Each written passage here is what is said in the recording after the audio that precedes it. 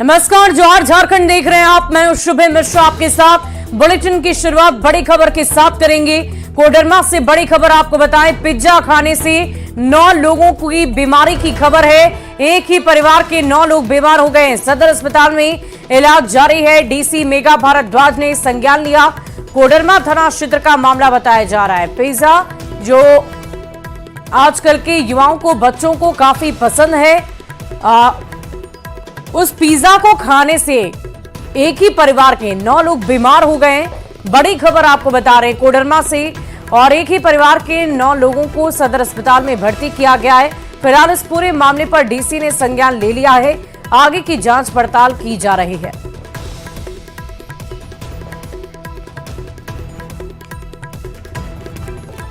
गोड्डा में बीजेपी कार्यकर्ता के साथ कुछ लोगों ने बहुत ही बेरहमी से मारपीट की है। बीजेपी सांसद निशिकांत दुबे ने कांग्रेस के लोगों पर मारपीट का आरोप लगाया। मामला नगर थाना क्षेत्र के गोढ़ी मोहल्ले का है। निशिकांत दुबे का आरोप है कि मारपीट करने वाले आरोपी कांग्रेस उम्मीदवार प्रदीप यादव के गुंडे हैं। उन्होंने थाने में पहुंचकर पुलिस से आरोपियों की गिरफ्तारी की मांग की है। ये गुंडागर्दी नहीं चलेगी। प्रदीप यादव की 25 साल गुंडागर्दी चली है।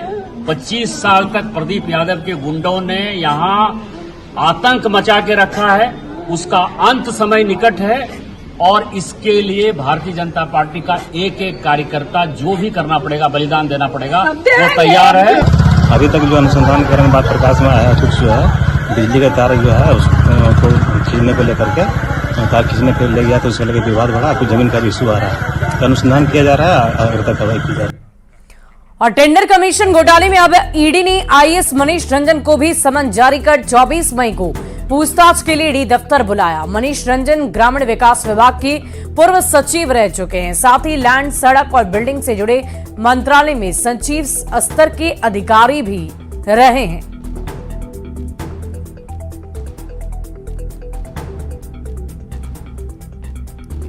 केंद्रीय जांच एजेंसी ईडी यानी प्रवर्तन निदेशालय के द्वारा एक झारखंड में कार्यरत एक आईएएस अधिकारी को पूछताछ का सम्मन भेजा गया है और उन्हें पूछताछ के लिए 24 मई का वक्त दिया गया है। और अगर मामले की बात करें तो जिस तरह से पिछले कुछ समय पहले झारखंड में कार्यरत रहे मंत्री आलमगीर आलम की गिरफ्तारी हुई थी और इसी मामले में जब तफ्तीश का दायरा आगे बढ़ाया गया, इस मामले में आलमगीर आलम के साथ साथ कई अन्य लोगों से जब इस मामले में पूछताछ की गई, तब उसके बाद मनीष रंजन का नाम सामने आया। मनीष रंजन की अगर बात करें तो ये फिलहाल झारखंड में जमीन और सड़क से जुड़े हुए मंत्रालय में भी सेक्रेटरी पोस्ट पर कार्यरत हैं। हालांकि इससे पहले ग्रामीण विकास मंत्रालय, जो जिस मंत्रालय में पहले आलमगीर आलम होते थे, उनके साथ में कार्यरत थे। हालांकि बाद में उनको हटा दिया गया था। लेकिन इस मामले में जिस तरह से आलमगीर आलम के साथ में काम करने के दौरान में कई ऐसे जो इनपुट्स जो हैं उससे संबंधित जांच एजेंसी को मिले हैं, लिहाजा इन तमाम मामलों की गंभीरता को देखते हुए मनीष रंजन को पूछताछ का सम्मन भेजा गया है और उन्हें 24 मई को झारखंड स्थित रांची के ईडी दफ्तर में बुलाया गया। अब देखना लाजमी होगा कि जब उनसे पूछताछ की जाएगी तो क्या उनकी मुश्किलें बढ़ेंगी या नहीं। लेकिन जिस तरह से इस मामले में देखा जाए, तफ्तीश का दायरा काफी आगे बढ़ता हुआ नजर आ रहा है और जिस तरह से ईडी के हमारे सूत्र बताते हैं कि आने वाले दिनों में इस मामले में कई ब्यूरोक्रेट्स, कई सरकारी कर्मचारी और इसके साथ साथ कई कारोबारी भी जो हैं वो अब जांच एजेंसी के रडार पर आ चुके हैं और कहा जा सकता है कि आने वाले दिनों में कई लोगों को पूछताछ का सम्मन भेजा जाएगा और उन्हें पूछताछ की जाएगी। तो निश्चित तौर पर कह सकते हैं कि आने वाले दिनों में इस मामले पे कई बड़े खुलासे देखने को मिल सकते हैं। वीडियो जर्नलिस्ट प्रकाश गुप्ता के साथ शंकर आनंद, न्यूज 18 दिल्ली।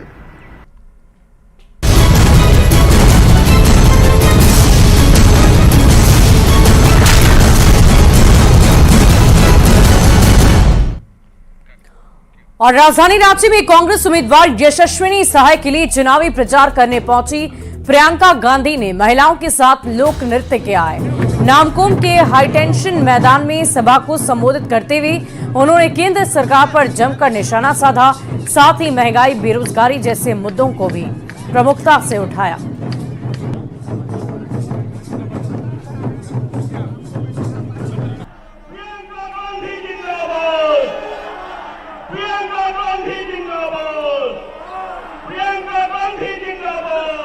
आज बड़ी बड़ी समस्याएं हैं जनता के सामने।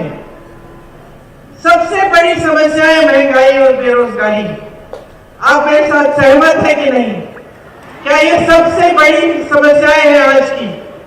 2 दिन रह गए हैं चुनाव के और अभी हमें दिखाना है कि हम किस तरफ हैं।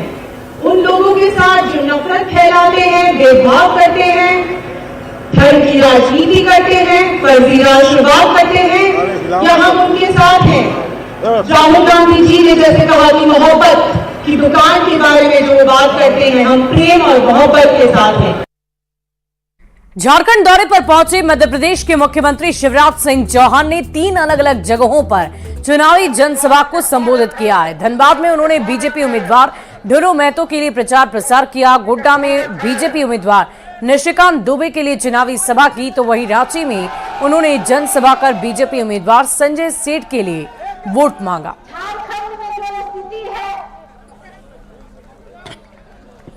अखबार नाम छाप रहे हैं, कमीशन का पैसा छाप रहे हैं, पैसा बरामद हो रहा है, कौन टारगेट करेगा? जिनने पाप किया उनको परिणाम भुगतना पड़ेगा।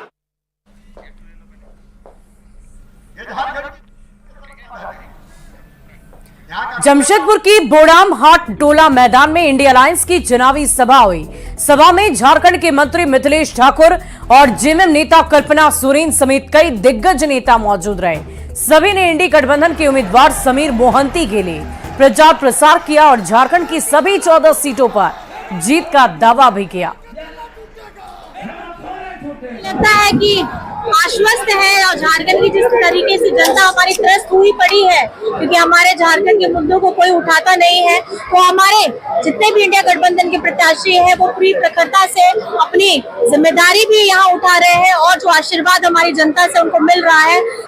हमारा जितना ये फेडरल सिस्टम में जो एक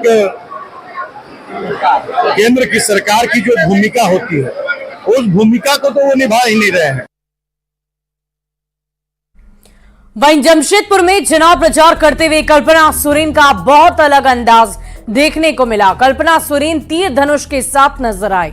इस दौरान उनके साथ सेल्फी लेने के लिए समर्थकों की भीड़ उमड़ पड़ी।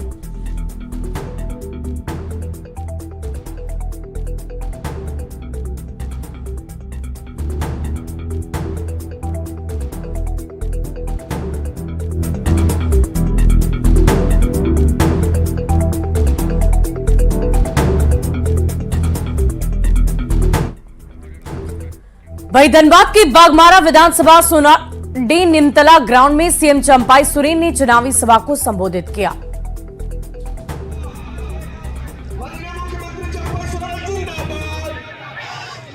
करना चाहता हूं कि आज आपका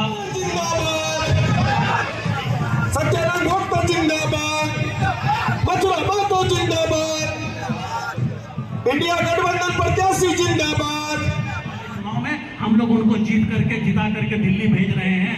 आपका जो स्थानीय मुद्दे है झारखंड का, जो हमारे राज्य में अब मैं हमारे अभिभावक और अपनी बातों को 14 के 14 लोकसभा सीट हम लोग जीत रहा है, कहीं किंतु परंतु नहीं। मोदी की भारतीय जनता पार्टी का खाता भी नहीं खुलेगा। और गोड्डा लोकसभा की कांग्रेस उम्मीदवार प्रदीप यादव और उनके भाई इंस्पेक्टर दिलीप यादव के खिलाफ बीजेपी ने निर्वाचन आयोग में शिकायत दर्ज कराई। श्रीवास्तव का कहना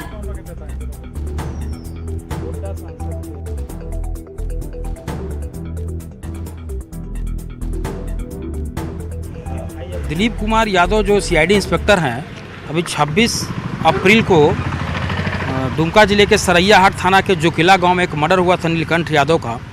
वहां पर वो घटनास्थल पर पहुंच जाते हैं और बोलते हैं कि हम सीआईडी जांच कर रहे हैं, हम सीआईडी में हम ही जांच करेंगे।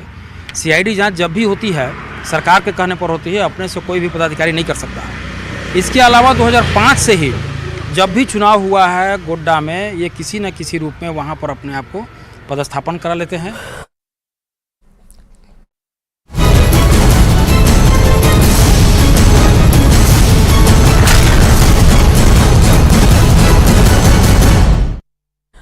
और झारखंड में बर्ड फ्लू के दस्तक के बाद पशुपालन विभाग अलर्ट हो गया। पिछले दिनों रांची के मोरहाबादी के रामकृष्ण मिशन के कृषि विज्ञान केंद्र की मुर्गी फार्म में बर्ड फ्लू की पुष्टि हुई, जिसके बाद पशुपालन विभाग ने भारी संख्या में मुर्गी, बत्तख और चूजे को नष्ट कराया और 1 किलोमीटर के दायरे में मुर्गे बिक्री पर रोक लगा दी गई।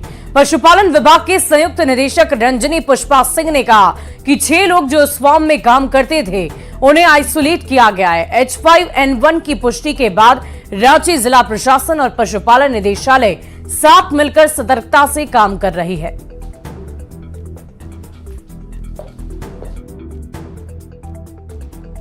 आके मिशन वहाँ मोराबादी में वहाँ पे पाया गया कि कुछ ये चूजे मर रही थी और ये मुर्गियाँ मर रही थी, तो उन्होंने अपना सैंपल सीधे उन्होंने RDDL भेजा और RDDL से निषाद बेंगलोर वहाँ भेजा गया है, तो वहाँ से पॉजिटिव आ गया है, H5N1 पॉजिटिव आ गया है। तो तुरंत इसकी कार्रवाई यहाँ निदेशालय से की गई और इसके एवज में यही किया गया कि यहाँ से तुरंत चिट्ठी लिखा गया उपायुक्त।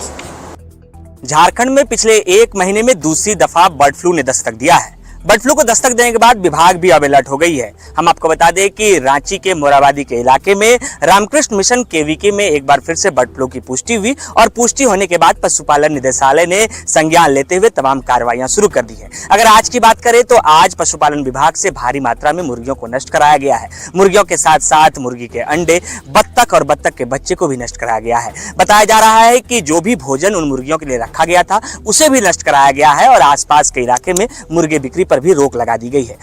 पशुपालन निदेशालय की ओर से तमाम जो गाइडलाइन है उसे जारी कर दिया गया है। 6 लोगों को आइसोलेट भी किया गया है। जो उस फार्म में काम करने वाले व्यक्ति थे उन्हें आइसोलेट किया गया है और कहा गया है कि जब तक कि उनका रिपोर्ट जो है वो सही ना आ जाए तब तक उन्हें आइसोलेशन में रखा जाएगा। अब देखना होगा कि जब पिछले 1 महीने में दूसरी दफा इस तरीके से बर्ड फ्लू की घटना राजधानी रांची में सामने आई है तो पूरे झारखंड में किस तरीके से अलर्ट होता है और मुर्गे बिक्री पर किस तरीके से रोक लगाई जाती है। गौरव झा, न्यूज़ 18 रांची। और यहां रुकेंगे एक छोटे से ब्रेक के लिए। खबरें लगातार जारी है।